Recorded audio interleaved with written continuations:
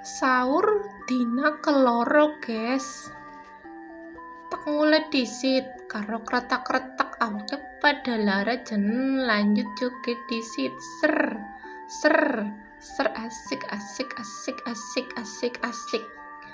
ben orang ngantuk bae lah, guys.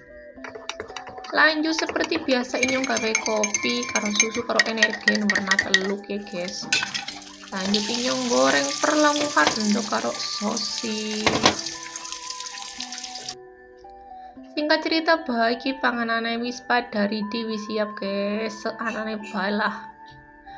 Lanjut inyong gugah anaknya anak lanang disit gesing tegugah.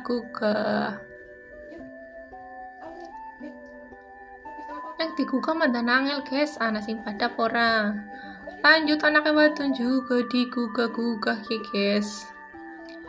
Nah, garis sahur bareng-bareng alhamdulillah. Mam seanane sing penting awak sehat ya, enak baik. Selamat menikmati sahur dan menjalankan ibadah puasa teman-teman onlineku.